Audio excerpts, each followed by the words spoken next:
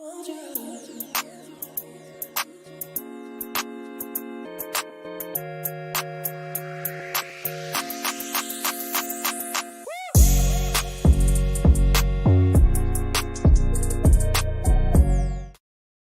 going on, people? Good morning. Welcome to the Morning View. I'm back in with Owen. It's a dynamic duo. Get your coffees, get your teas, get your hot chocolates, get your whatever you do in the morning. Cheers. Get it done. Yeah. Oh, nice. I haven't got one this morning. Didn't go downstairs and make one. What's that? Starbucks. Not Carabao in there. Always. Well, no, none of that. I mean, honestly, I've had too many the last few days. You know, when you wake up like the day after you've had quite some energy drinks or whatever, you go, I slept last night, but I don't think I properly slept. You know what I mean? 100%. Too much central nervous system, too much. So I decided to counteract that by having more caffeine this morning. A cup of coffee. I always have my morning coffee. I've got my flavored ones as well. You know, usually I just go for it. You know me, Flex. I have a black coffee, but I've got some flavored ones this morning. This is meant to be sort of cookies and cream. You know, keeping that sweet tooth going. Going for a bit of sweet. Going for a bit of sweetness. Yeah. Like that. Big up to everyone. Smash the like on the video. Subscribe to the channel if you are new. We are coming off the back of an insane show last night, by the way. We had Ajax on. It had everything. We was reminiscing on clips from Erik ten Hag. He was basically just the oracle. Ajax was. We had super chats galore, memberships being gifted galore. It was a record breaking stream. It was unbelievable. So if you haven't watched the full view from yesterday, make sure you do that after this, not now. And CH says that the UV Dudley Bros. Love that. That is what we are. I like that. Push on the chat. Max, get the table. Just push me. What? Anyway, we got a lot to talk about. We got some serious stuff to talk about because our manager said we had 24 hours. We was allowed 24 hours. That deadline has passed. We do not talk about the Carabao Cup anymore. No, well, we do, but you get what I'm saying. It's on to the next. And there's a game tomorrow. We will have a match preview coming for you guys later on today. And also the Flexing KG show today as well. So make sure you guys stay tuned for that. But Owen, it's back to the takeover. We've been sidetracked, and rightly so, by focusing on the final, etc., etc. But there is still a takeover going on in the background, or hopefully there is. Yes, round two is out. Ding, ding, ding. So this comes from Mike Keegan from the Daily Mail, who has been, to be fair, all over all of this takeover stuff for Manchester United, saying that bidders for Manchester United are expected to hear back this week, with second offers likely to be after access is given to the club's full financials. Now that, I guess, is different to the data room, which had been accessed by all interested parties, which I guess gave sort of top line financial information, where now that we're into this next phase, or round two, people that are still interested or people whose initial interest has been accepted will get access to the club's full financials. Some interesting sort of tidbits as well from Sheikh Jassim regarding him. So Mike Keegan said Sheikh Jassim watched Manchester United's victory in the Carabao Cup from Doha, but the best one was Sheikh Jassim wears a Manchester United shirt when he plays five-a-side. Fleck. You're muted as well. You're muted. When I saw that one, I thought, don't insult Arrington. Come on. Don't. I know we want the Glazers out, right? And I know, like, you want your social media posts to do well, and, like, you know, people to, and you want Man United fans to engage and stuff like that. But come on, don't insult Arrington. I'm waiting for the Photoshop, to be honest. You know what I mean? Yeah, exactly. Sheikh Jassim playing five-a-side. Not even the Photoshop, full on like CGI, where it's like a video of like someone playing. Yeah. Well, with AI, anything's possible now. No problem. Easy. But it continues saying the Rain Group are set to reach out to those who sent in offers to either buy or make an investment in Manchester United over the coming days. There is some consternation among a number of the bidders for Manchester United that they are still yet to hear back following the deadline. So still some people who put in their interest by that deadline. What was it? What date was that deadline? I forget what it was, but it was a 10 p.m. deadline. And some people still, Friday, I think. Still some people yet still to hear back about it. But the reports are that they will hear back this week.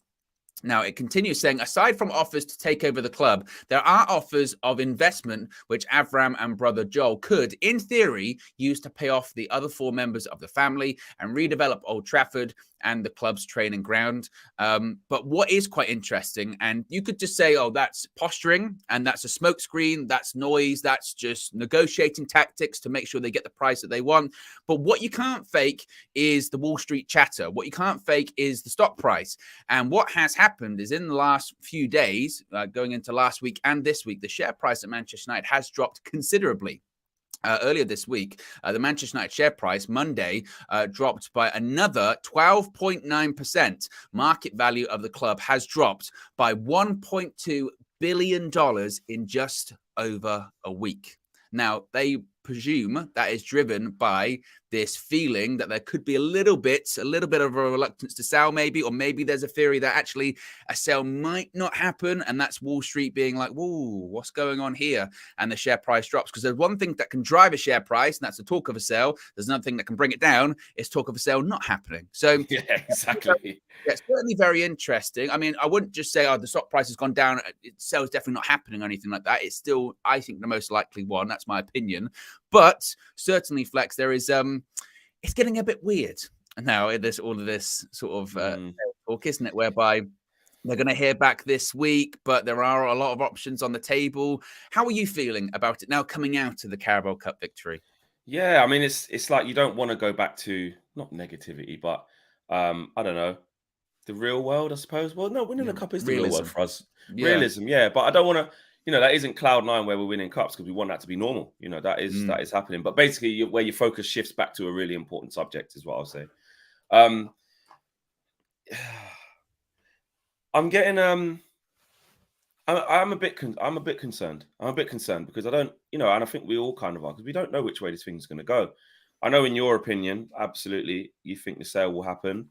I think the sale will happen as well, but that isn't, that's not definite. We haven't heard massive signals to say that, there is a front runner in one of these bids. In fact, what we have been hearing mostly is that the bids aren't quite enough for the Glazers to sell. And then we're hearing more and more about either Elliott hedge funds, funding the Glazers, some of the Glazers buying each other out, which is what you just spoke about.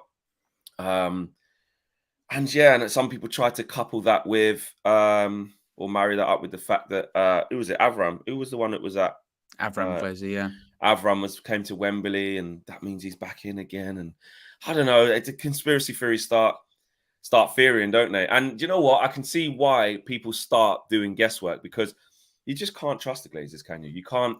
I don't think I wouldn't feel comfortable saying, no, listen, they're 100% selling. They're going to get this money, because if there is a way, and I'm not doing this to scare people, it's just my honest opinion.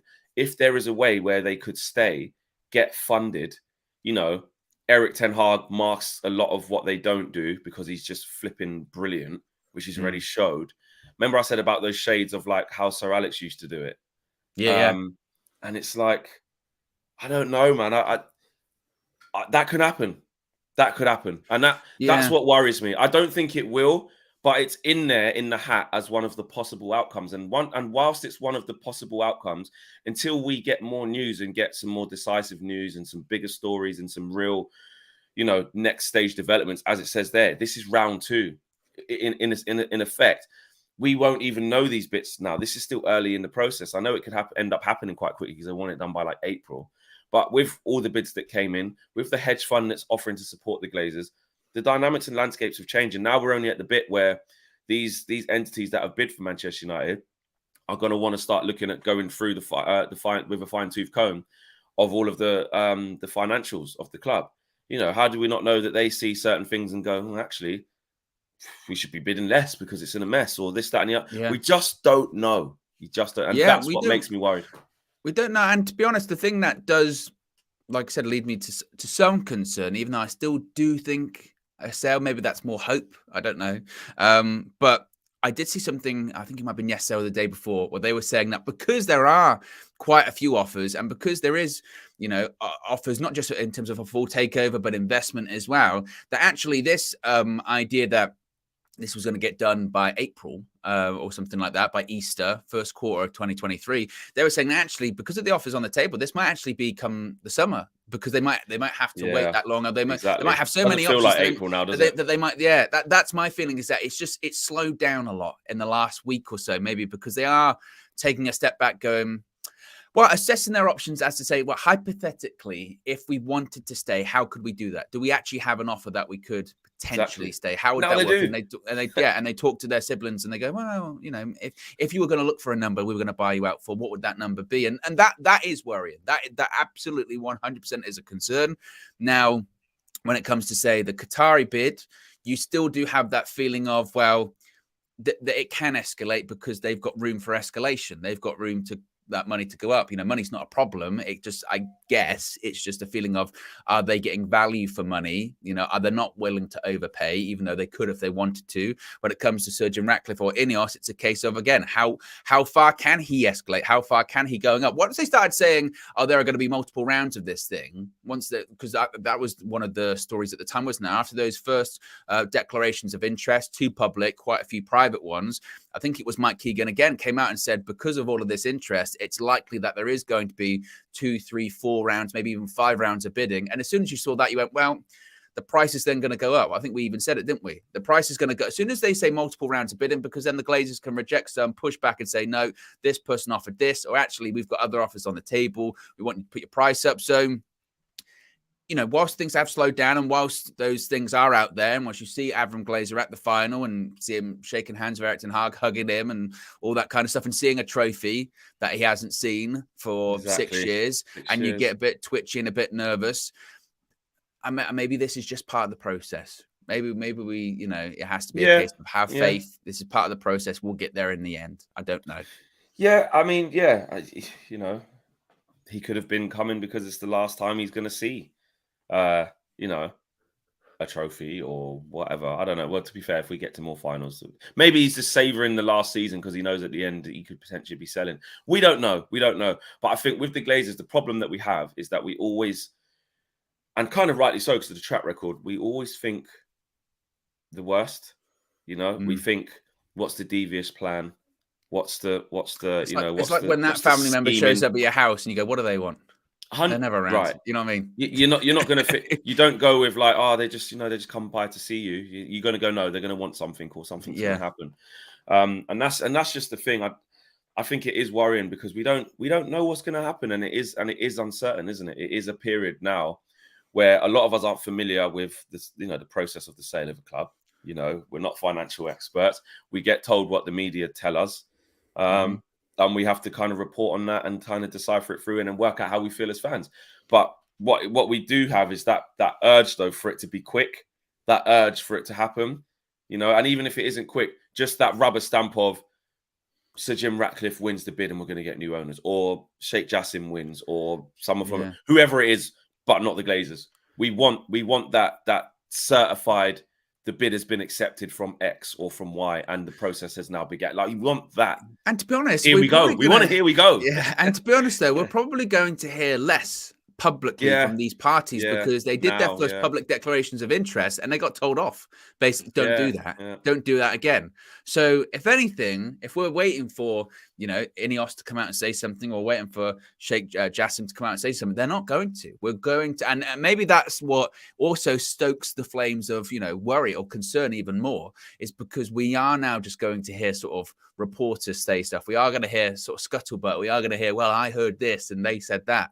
And that does lead you to concern, because when you're and look, let's make no mistake here, and I don't mean this as a shot at Mike Keegan or anything like that. When you see this news this morning, there's nothing really revelatory about it. It's still kind of the same stuff that we're hearing before, which is, wow, it's an ongoing. They're probably going to hear back this week. Sheikh Jassim likes United. Well, yeah. Where's the United shirt? Exactly. The Rain are going to go back to all of the bidders and all this kind of stuff. I mean, we have heard that. Exactly. We have heard that before, but as time goes on, like anything, and you don't really hear anything new. And in fairness, what you have heard over the last maybe 10 days is more of this. Well, there are options on the table for the Glazers. It's that don't rule out them staying. I mean, to be honest, since day one we've heard that, and we thought they were bluffing. We went, and they're still there. We went, nah, no chance. They're not staying. And now suddenly when you hear, well, there would be some, hedge funds that they just want to weigh in. They don't want to buy a club, but they want to weigh into a club. That's what hedge funds are. They invest in companies. They put money in and they expect to get money out. So there are options there, and that does make you concerned and worried as a United fan, because let's be honest, for years We always said, "Oh, of course, it's Glazers out. Of course, we want this family out of Manchester United." But then we always said, "But they don't want to sell." And the first time that they want to sell, if we end up in a situation where they don't, they stay, and someone bails them out, it's the hope that kills you, isn't it? That would be even more disastrous, So we don't want to get to that point, but as they keep saying, nothing's off the table. Even though if you want to sweep some parts off. Exactly. Nothing. It's true though. Nothing's off the table. Got a healthy bit of super chats here. Sandro says, even if the Glazers get investment, they don't have the cash to hold the asset. Interest rates are going through the roof now or never to get 4 to 5 billion. That could be a reason. Are the Glazers ever going to get sort of 4 to 5 billion again? Well, what about this? This is just me painting the scenario. And I don't know. I could be wrong. Go on. What if they do hold on to the club, and then the club starts doing well again because Erik ten Hag's there, and they got their little bit of investment, so they gave us, even with the Glazers, even though they haven't cleared the debt and all that, we still spent 250 odd million in summer. So we spend that again. Ten Hag starts Ten Hag, and we win a major honor. Could the value of the club not go up? Could it not? Could there be another time where they could actually get 4 to 5 billion? Or is it because it's because of the stadium thing, because of the the infrastructure, etc., training ground, etc., the club can't go up in value? Or if they used the Elliott hedge fund to kind of address a little bit of that, do you know what I mean? Like, or you think that they might think of, like, we get the investment from Elliott, we that's stick all we around for need maybe a couple of years, we get in the Champions League, that's enough for dividends to come back out. We can get 4 to 5 billion again. We're still gonna sell in maybe 2 or 3 years time, but there's a couple. Well, we can see how it goes years now. Of dividends. There's a couple more years of dividends. Couple more years of dividends, and also the club has come as far as it can go without investment. Or well, what did Richard Arnold say down the pub that fateful day last summer? He said we got to look for sponsors, and Elliott sounds like a sponsor. That's a sponsor. That's what it is. If the Glazers get bankrolled, and I'm not trusting them to use it correctly. That's the concern as well, isn't it? Yeah, absolutely. You know what I mean. It's a billion. Absolutely. Do we have to spend it on the stadium? We don't have to. No problem. Exactly. So that's the problem. But if they did use it to start changing the changing ground, or do half a job, whilst Erik ten Hag is that good, he's got one arm tied behind his back and he's still getting results because he's getting new players and the team's teaming. To answer that super chat with my theory, I'm just saying maybe there could be another time where they could still get 4 to 5 billion. Even if it was spent on the stadium, though, I wouldn't even trust them to spend it right on the stadium. No, a billion quid's worth of red paint. You know what I mean? Yeah. You go, what have you actually done? Exactly. You know what I mean? Exactly. We painted it again, but this is interesting from Sandro. I don't know. I mean, I hope you're right. I hope the interest rates are through the roof and they have to sell it now, and they go, no, they get advised that you're never going to make this type of money again. Now is the time to get out. I hope you're right. But I don't know. I don't know on that one. It can't.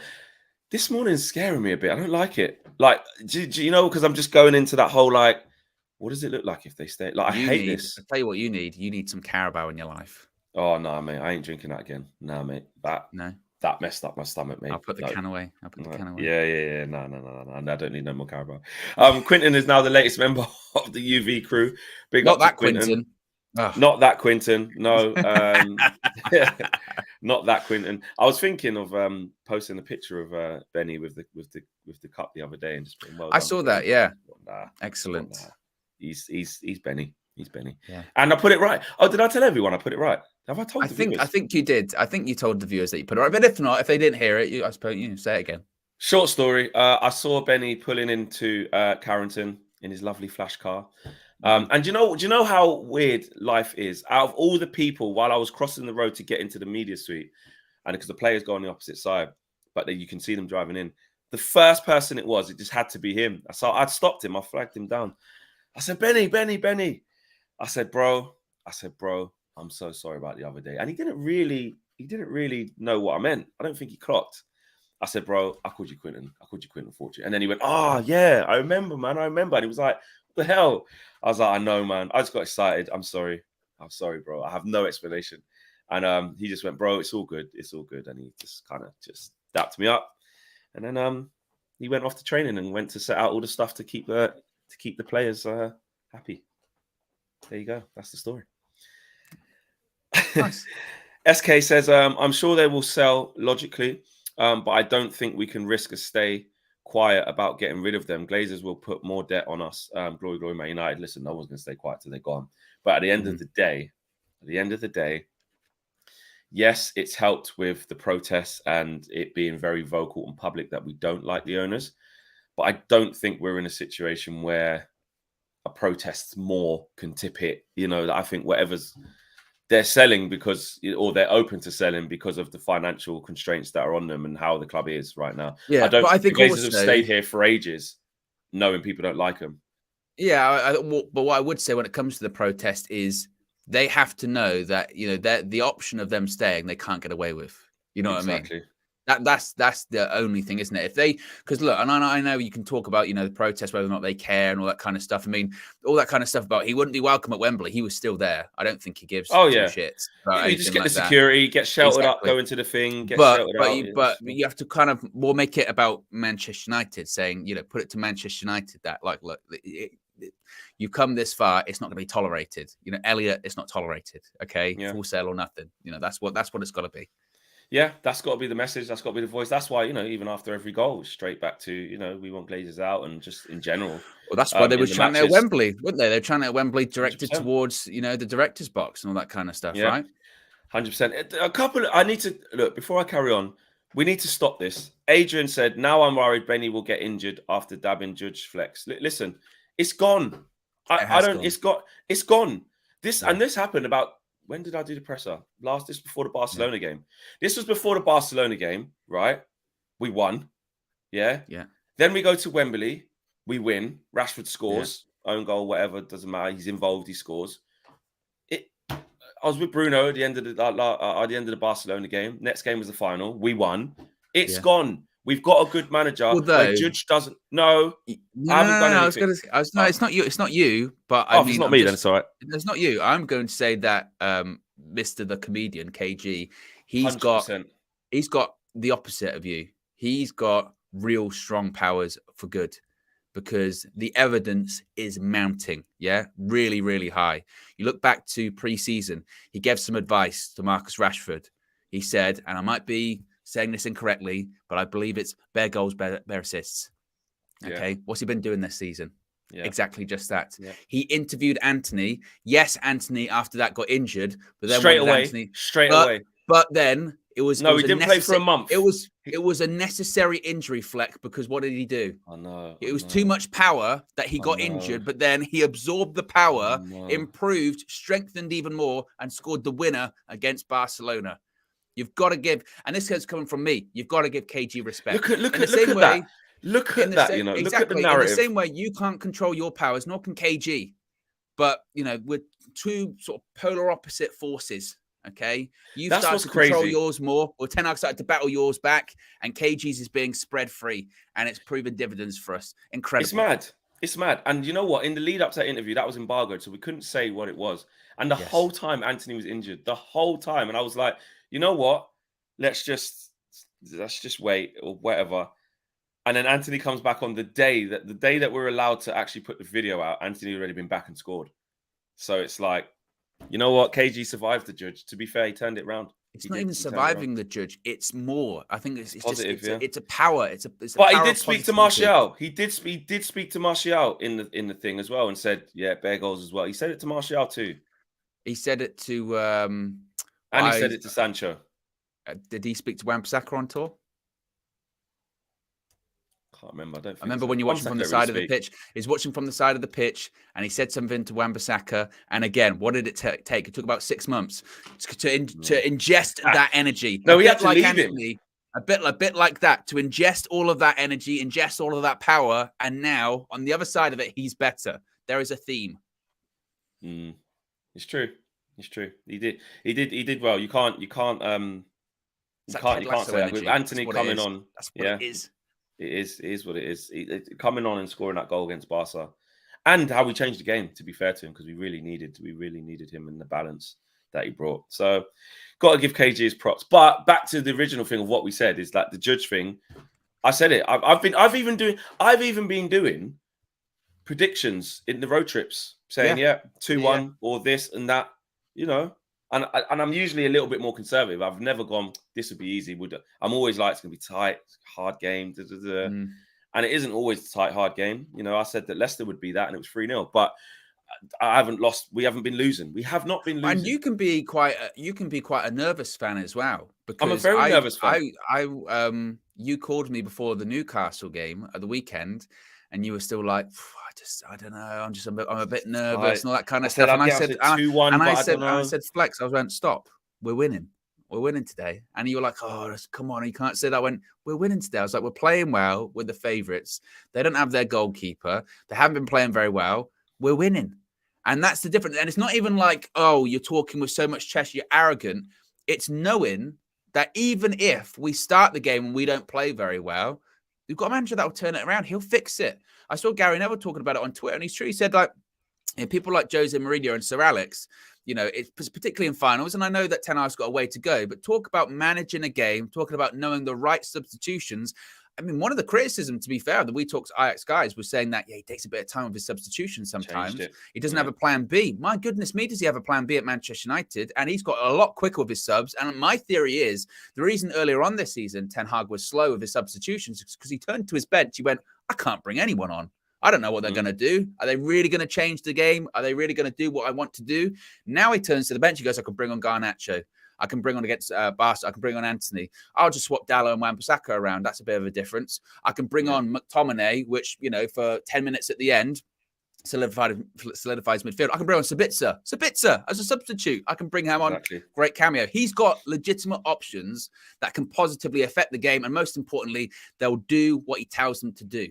And, you know, I'm not saying earlier on this season that they weren't following instructions, but they didn't know what the instructions were at this point. It wasn't completely ingrained. Yeah, exactly. It wasn't completely ingrained. Now, second nature, as you said the other day, that team and the mentality is a reflection of the manager. They're all thinking on the same wavelength. Luke Shaw's, he's in Carrington yesterday, going, we don't even care anymore. We're focused on the next one. That's a guy people used to call lazy, saying, he's lazy, he's fat. He's in training next day now, going, I want to win another trophy. Reflection of the manager. I love it. I also love the feeling, and it's a little bit away from the takeover bids right now. And there's a few more super chats going to get to that. Actually, let me get to that now. Robert says, come on, guys. He does wear a United shirt on Sheikh Jassim. Big up you, Robert. And Rogue Revival says, my good fellows, the Glazer presence would be an utter disaster. We need the Qatar bid to move Man United from consumption to production. And Nathan Joseph says, to get top dollar, you have to give the impression you don't want to give up the asset unless you get an offer too good to be true. They're going. I like that. I mean, from a business perspective, yes, you know, you don't just go, I really want to sell this thing. You know, you have to kind of put it out there. I get it as a tactic that, listen, I don't have to sell this thing. You have to entice me. So, I like that. That's, do you know what? Even though it doesn't mean that's what's going to happen, I needed that little bit of injection of positivity more towards the Glazers going. I needed that. Well done, Nathan. Big up you, bro. DN Vlog says, whenever I am going uni, watch the show Legends.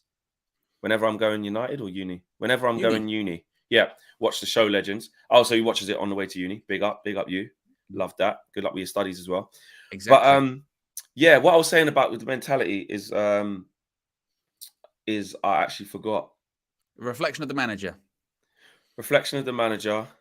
Something else. I lost my actual train of thought. Oh, yeah, that was it. Even like our emotions as fans, like I could speak for me, and I'd be interested to see how you guys feel about this, because I know Owen kind of echoed this as well. But very, very quickly, even when I was recording like my match reaction, which obviously is afterwards, so I was excited then. But as soon as like I'd finished that video, and then Josh obviously, you know, edits, uploads. When I was just in the process of doing that, I was like, okay, Carabao Cup happened. It's like, got West Ham on Wednesday. I just want to you said it in your thing. I remember you saying it. You said it's not. I say it in the thing. I was like, you said like it's not. I forget what the terminology you used, but you said it's not like greed, or it's not like it's anticlimactic. But you just sort of you went full time whistle, you lifted the trophy, you went right, I want another one. Yeah, I didn't really. You know what I mean? And I feel that's how we should feel.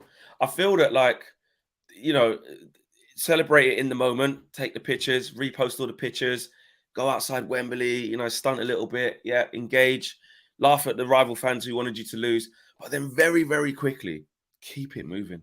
Because one, it is a Carabao Cup, you know, it isn't, it's not the FA Cup, it's not the league, it's not the Europa League, it's not the Champions League. But two, we're still, it's still, this is just the beginning. This actually is the official beginning. The beginning of Ten Hag's era, obviously you could say it was on tour. Then obviously you can say it was Brighton at home in August, and that's where it started. But for me, and then you can say the turning point was Brentford, But for me, this is where actually it started, because now, like you said, and even though it's early, it still hasn't even been a full season. Still hasn't even been one calendar year. He hasn't been here 12 months yet. But which is incredible to say that. How it feels like he's been here ages. Because of how well we've done. Yeah, I remember the first day that he went to that game at Selhurst Park, right at the end of last season, the sort of crossover of the Rangnick era, and he was there. And then I remember his first press conference, what was it, like a day later at Old Trafford. And even back looking at that press conference, it was a strange one because of sort of, actually, no, to be fair, it wasn't strange. We just weren't used to him by that point, because he walked in and he shook every journalist's hand and went, America. It was almost, and you could look at that going, he's been really nice and personable, or he's looking him in the eyes going, I'm Eric, no bullshit anymore. None of this. Exactly. It's none of this madness. Exactly. It's going to change. That's what he's done. That's what he's done. And someone said it there, which is kind of, Wassa says there, partly because of the Barca game that came before.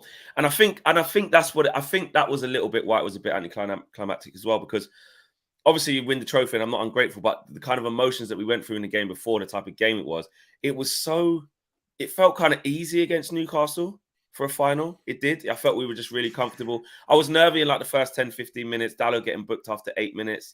A save from St. Maximin. Then once we got that first goal, and then the second came so quickly that the game was kind of done by half time. I mean, for a team that hasn't won a trophy in 6 years, I thought we managed that final like we had been playing finals and winning trophies every season. Because of the characters. Because of the personnel, because of people like Varane, Casemiro, Ten Hag, they just knew that, again, with finals, and I always say this about any result, it's not necessarily about the style, it's about the substance. People aren't going to remember in 2 or 3 years' time, they're going to go, oh yeah, I tell you what, Man United, they didn't play that great in that final.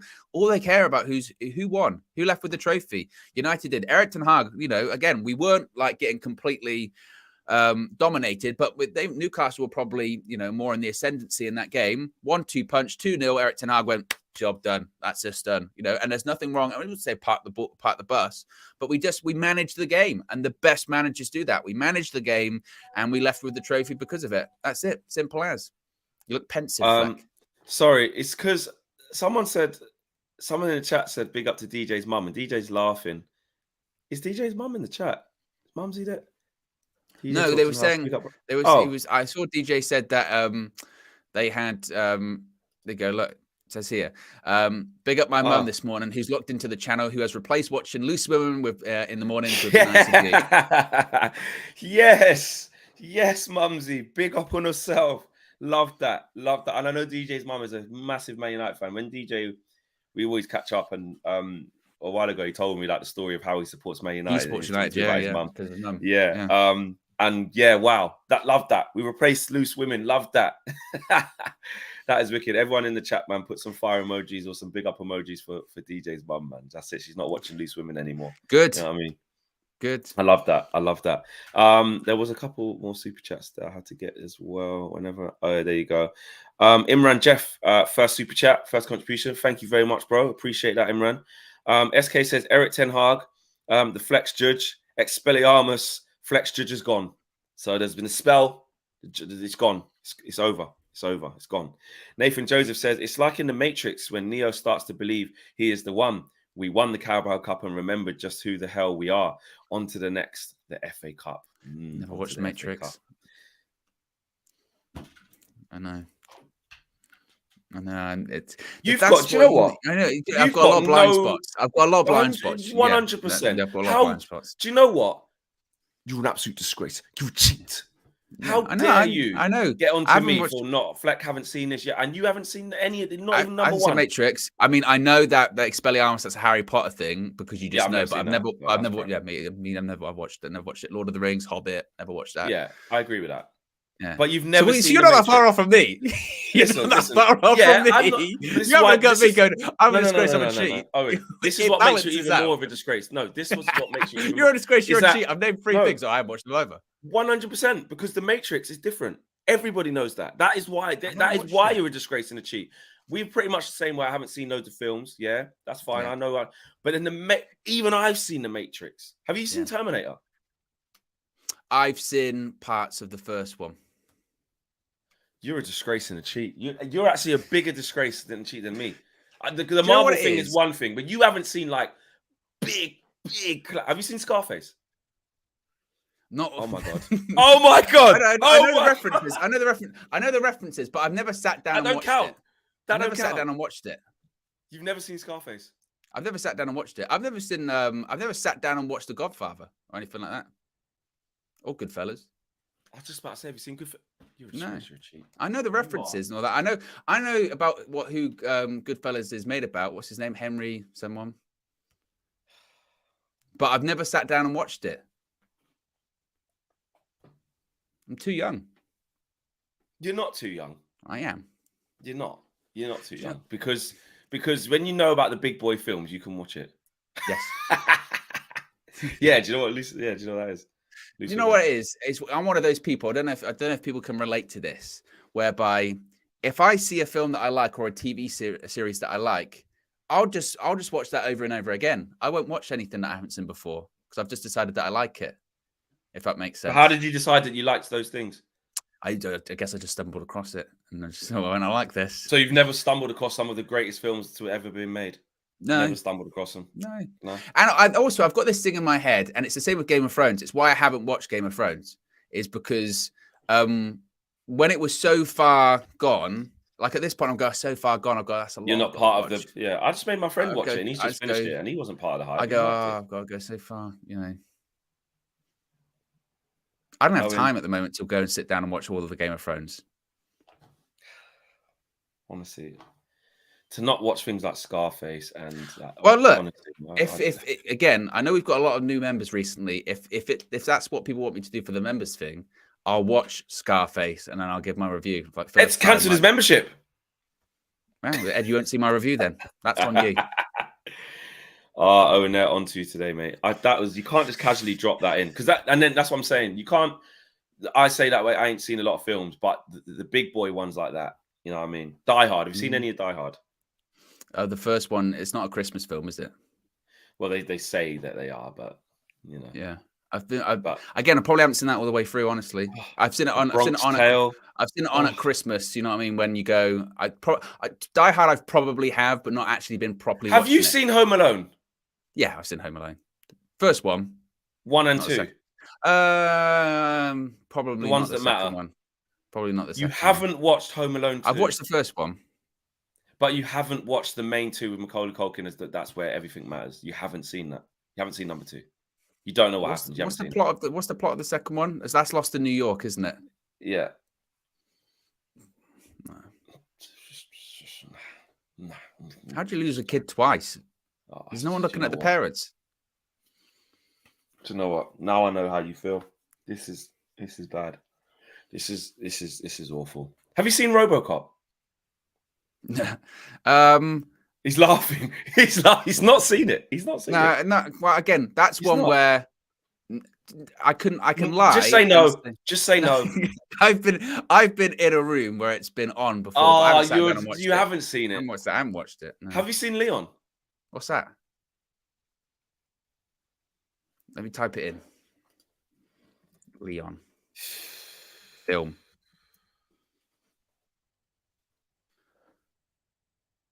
Look at his puzzled face. Look at him. Honestly, never in a million years. Don't even recognize that. Have you seen Pulp Fiction? Yes, with the dancing. Yeah, I have seen. Have you seen Kill Bill? Yes, both of them. All right. Yeah. Jesus. Have you seen Jurassic Park? First one. Have you seen Special Toy effects Story? are really good. Oh, of course I have. Come on. Have you seen Lion King? Yes.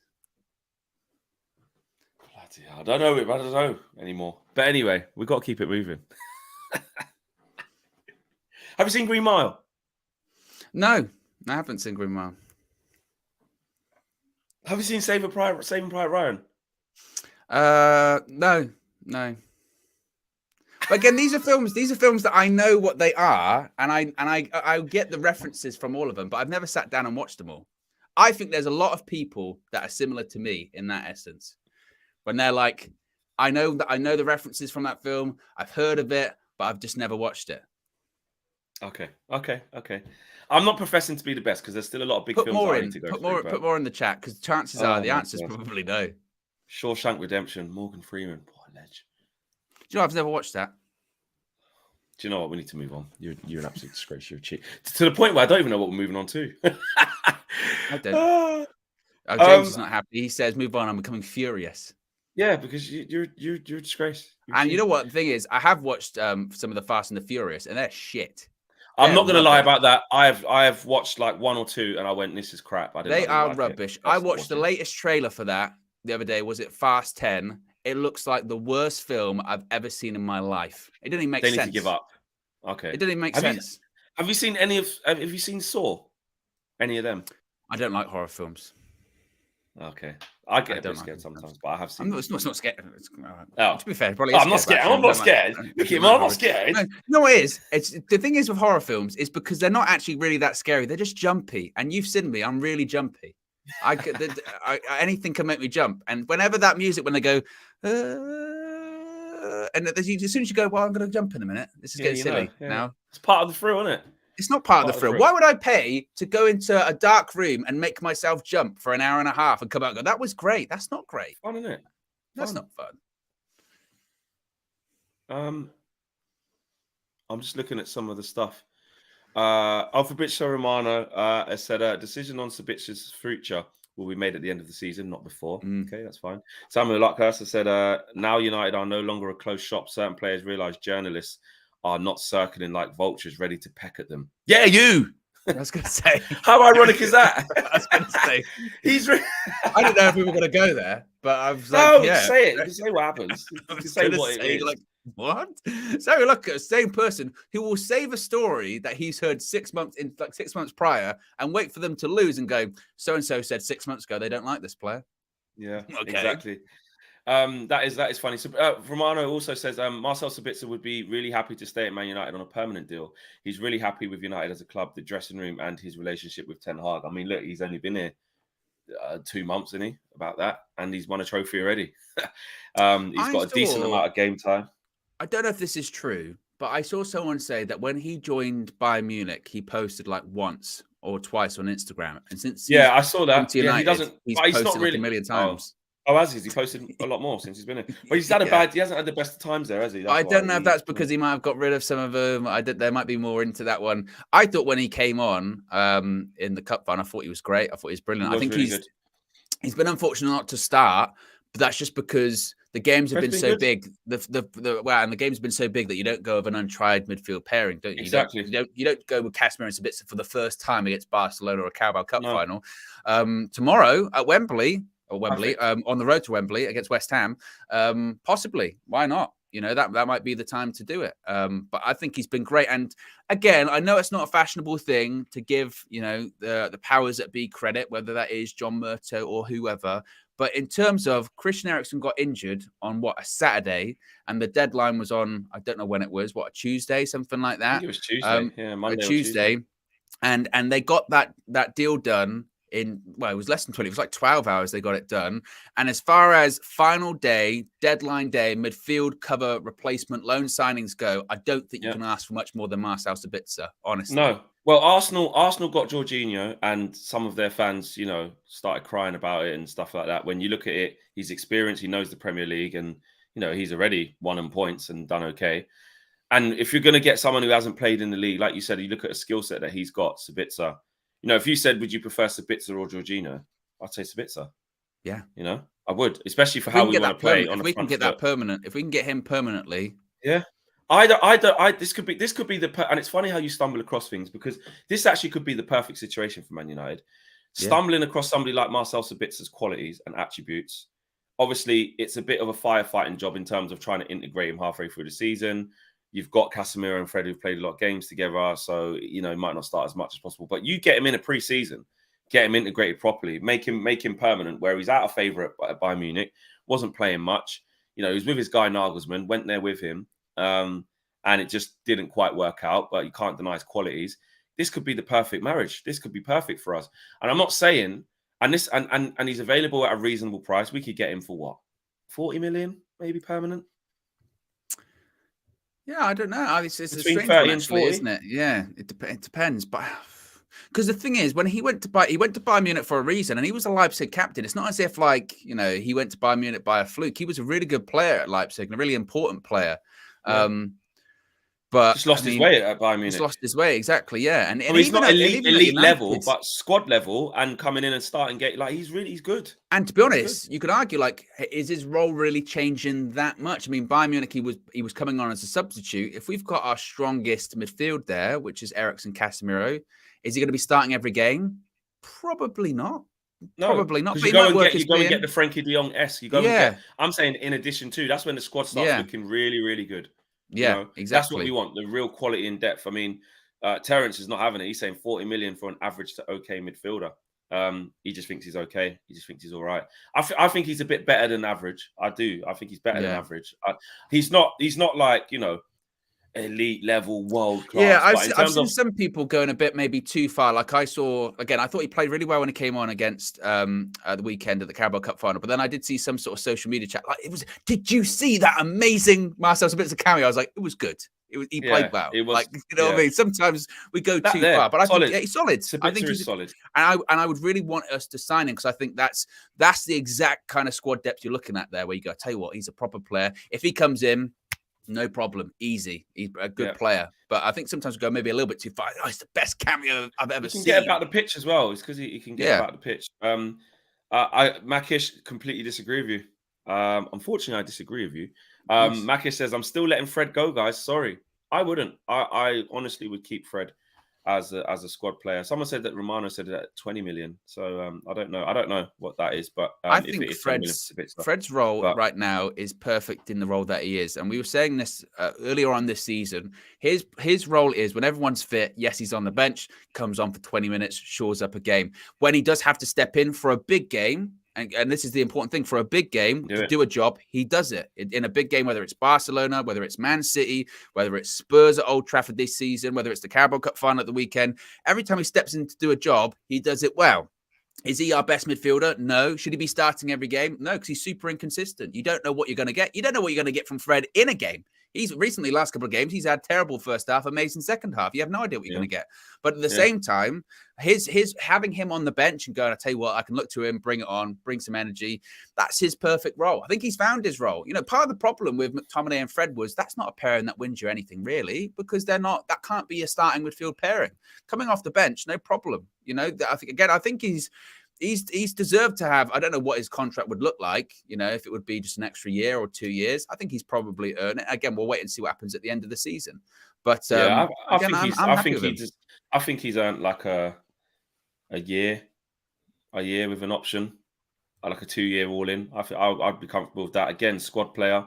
You can't, not every player can be the Casemiro, the Martinez, the Varane, the ones that, you want starting 90 minutes that are world class, the top players. Not everyone has to. You can't. No squad has that. No squad has that, But what squads do have are players that can come in and be great squad players, great team players, and how good they are for the rest of the team. We don't always get an insight into what it's like in the dressing room, but when you build a proper team, you need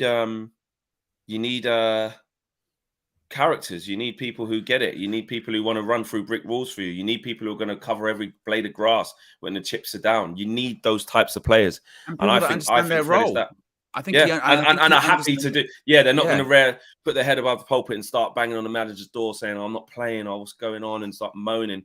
Whether Fred's playing 15 minutes a game or whether he's playing 70 minutes a game, you're going to get the same smile. You're going to get the same effort, the same energy. Whether he was an unused sub for 2 games and then has to come in for the 3rd game, you get the same Fred. You get the And same. if you're winning stuff, people understand their role much more quickly. You know what I mean? If you're Exactly. like I said, coming on or starting every 3 games or whatever, but you're winning stuff, people don't matter. People don't care. I mean, I saw a thing the other day. I was waiting for one of the press conferences. I saw a thing of John O'Shea. I think he was doing some community thing, and I was thinking, like, this guy's got Premier League titles, Champions League titles, whatever. You know what I mean? He understood his role. He understood what he was. You know, same with people like Park Ji-sung didn't start every game. And, you know, you never heard, oh, you know, is he happy about coming off the bench or playing? No, because he knew what his role was. And you need people like that. You need people that understand their role in the team, their role in the squad, and that everyone can't play every game. And when that time comes, they'll step in. And the bigger, better players might take their spot in certain other games. And it's a lot for a manager. Ten Hag clearly looks at Fred now and goes, I can trust him for big games. He'll follow my instructions to the T. He knows exactly what I want him to do. And he does it. So, none of the Fred he more slander. suits the manager that we've got. Yeah, no Fred slander. It's because he suits the manager that we've got as well. You know, like I said, you can see that Ten Hag really depends on him, really rates him highly. And when you want to play a high tempo game, you know, Fred's job he doesn't have to be great on the ball for what we want him to do. Don't get it twisted. Like I said, away at the new camp, when he had to play that pass through to Marcus Rashford, he did it. Yeah. You know, when he was having them little cameos coming on off the bench for Christian Eriksen, I remember him getting a couple of goals, getting a couple of assists, doing that, coming on and shoring up the game, you know. And then when you need to raise the intensity and you need to be, you know, get given a job like stop Frankie de Jong, be a mosquito, don't let him go anywhere. Who in our squad you wouldn't really give that job to Casemiro? Like I know Casemiro can get about the pitch, but his skill set's used better place than just following him, would you? You wouldn't want to pigeonhole him.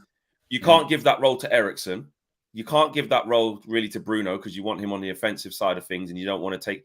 It's perfect for players like Fred. So there's always a role for players like Fred. Even someone like McTominay, you would go, oh, does he really have like the experience and the discipline to do it? You know, because again, Fred played at an international level, played in bigger games. You know, again, I think that. I think he's found his role at United. I really do. And again, and then someone like Sabitzer as well goes into that as well. I'd probably say Sabitzer's more technically proficient maybe than Fred. Yeah. But I think in terms of a squad signing, I'm very happy if we can get the Sabitzer one done. Especially if it's 20 million. Someone said someone said Christian Falk said 20 million. That is a bargain. That is a bargain for Marcel Sabitzer. I know you always say like the Manchester Evening News, or whether it's like Kirst or whoever else. They kind of wait on news and then release it later or whatever in a negative way. But they've done it in a positive way because this morning they've written that the morning after Man United's final pre-season friendly in Perth, Ten Hag sent an email to the journalist who followed the team to express his gratitude for attending the tour and the engagement with the players. Firstly, Eric, you didn't get that. Where's our email? I was going to ask him. I saw this and I was going to ask him, did you get that email? Because I was like, I didn't hear about it. If that's the case. I'm going to be sending that. I'm going to screenshot that and I'm going to send it to someone at the club. Where is it? Where's our email? We was with the players. It does make sense because I have noticed in a lot of the more recent press conferences that he knows quite a lot of the journalists by first name now. Because I've seen it, he does it with Simon Stone. He'll go, I understand that, Simon. Or Samuel Lucas, who goes, I understand that, Samuel. Like, and again, that's kind of almost old school because Sir Alex Ferguson used to always be the same. He knew every single journalist in that room. He knew who they wrote for, who they broadcasted for. And even in the case of, not allowing him in at certain times, or if someone wrote a story about, the club or a player that he didn't like it's kind of old school, but it's important. You have to be able to manage the press and you have to have some kind of a relationship with them, because if you don't get them on your side, then we know the power of the media. Of course we do, and it's important to have that relationship and manage them effectively. His press conferences, again, for a guy that people slandered his English at the beginning of the season, I think his press conferences have been absolutely fantastic. They've been brilliant. I mean, this is the third manager that I've sort of done all the press conferences with. Did it with Ollie, did it with Ralph, did it with Eric, and they've all been completely different in terms of how they manage the media. But the Ten Hag press conferences, they're short, they're sweet. You get the information you need, but he don't give too much away, but he's not combative either. He was maybe at the beginning of the season when they tried to do a couple of the Ronaldo stories as well. He hasn't had to be combative because they're all waxing lyrical about him now. Exactly, and they know they won't get away with it. That's the important thing. He'll shut it down. Get away with that. Yeah, exactly. He'll shut it down. He's shown us and that's what I mean. We've got a snapshot of pretty much a range, a variety of situations and circumstances with Ten Hag already. We've seen adversity of being embarrassed in games, losing heavily, conceding loads of goals. We've seen some discontent within the dressing room and stuff with the Ronaldo situation going on. And, you know, him have to ask some difficult questions around that. We've seen stuff with, you know, disciplining Marcus Rashford, dropping him, you know, dealt with that in the media. You know, we've seen that. And then we've gone through to when they're praising him and asking good questions. And when I've even asked him questions about the fans and stuff, and we've seen the positive side, which is easy. That, you know, so I love that we've managed to see that. I'm just thinking this because actually you were in that press conference after the Brentford game, weren't you? And think about how pivotal yeah, I asked him. What was that? Yeah, because you asked him passing on the back. But what was that atmosphere like in that press room really that intense. day? Was there like a whole thing of like what's going on? Like, because you know you can tell when a media room are out for blood. You know what I mean? And I didn't think they were that day, but there was very much like a question of like what is going on? Like what was that atmosphere like that day? I'll tell you what was worse. What was worse wasn't even the press room. What was worse was I was up in the gantry with Sky Sports was just a little bit down from me. And Gary Neville was doing his stuff, and I was caught up with Jamie Redknapp. And at half time, because what was it at half time? Was it 3-0? It was 4. It was 4-0 first half. I was 4-0 at half time, wasn't it? Jesus Christ, yeah. Then he brought on Varane and then brought on Malacia. But yeah, I took off Martinez. It was 4-0 at half time. So when I was talking to Jamie Redknapp, he just said, Fex, what on earth's going on? I went, Jamie, I can't believe it, mate. I remember being lost for words. And a lot of talk up in the gantry was like, this could be really bad. This, you know, this could go. It's really, on Raw, isn't it? Really I think the second episode of UV Raw, I think, is the Brentford game. And I remember you sitting on, you can see where you're sitting on like I said, on the gantry. I remember Josh sort of gets there and he walks in because he was there. He arrived after you, and you were just like, I can't believe it. I couldn't. I just had no words. I had no words. And then when we went to the presser after that, it was quite intense. I didn't think, in reflection, I don't remember them trying to go for blood, but I just remember being stunned. And obviously we'd spent tour with him, seeing what his principles were, and you know we backed him and that. But I was like, shit, and I just really wanted to know about that passing up from the back because it was something that we just kept doing in that game. You know, we passed it. What did we do? We passed it to Ericsson. Then he got the ball robbed off him. Or was that Fred? No, it was Ericsson. It was Ericsson got the ball robbed off him. They scored. Then we kept doing it, and literally he said, no, that was naive. That I can't remember exactly what he said, but he said it was naive. He said it was naive because with some other coaches, when they've come to the Premier League, when they're passing out from the back, it's been a case of even if it's not working, keep doing it. Yeah. And I think the question was like, is that the case for you? And he was like, no, I don't want to do it every time. Like if we can, then do it, but I don't want to do that every time. And we've proved that. Look up till now. That's exactly what we do. When there's not really much press from the opposition, Martinez will put the ball down, pass it to De Gea, and then we play. Yeah, but like other time, it was just before half time. Casemiro's going, "What on earth are you doing? Get that ball." Yeah, and they've managed that so well because after that game, you remember every time we went out for a goal kick after that game, and it looked like we were going to sort of play out from the back. You had the opposition's team edge of the box, waiting, was there. waiting. So they were like, we can't do it. Whereas now, like you said, it's not even a conversation. We don't get worried.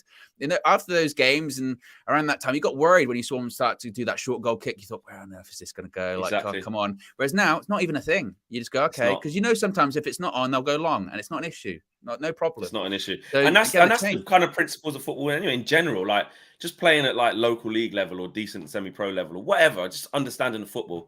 Just go long and play off the seconds is what a manager always used to say. You go long, you know, you win the knockdowns or be there in someone's face when the ball gets brought down, or don't let someone bring it down. Play off the seconds. You're higher up the pitch then it's up to your forwards and your midfielders to try and win the ball back. Not always have to manufacture a way of playing out. That doesn't have to happen every time, you know? Yeah, or as a keeper, you know, with De Gea, like again, if you can't play out from the back, but you see someone that's on the touchline, try and hit him. If it goes up for a throw, it goes up for a throw. But at least you tried it away from danger. Yeah. Exactly. You squeeze up. There you go. Great show this morning. Hang on a minute. Are we only getting 300? Guys. There's over 1,200 people watching and just over 300 likes. I mean, the minimum's 500. Wow.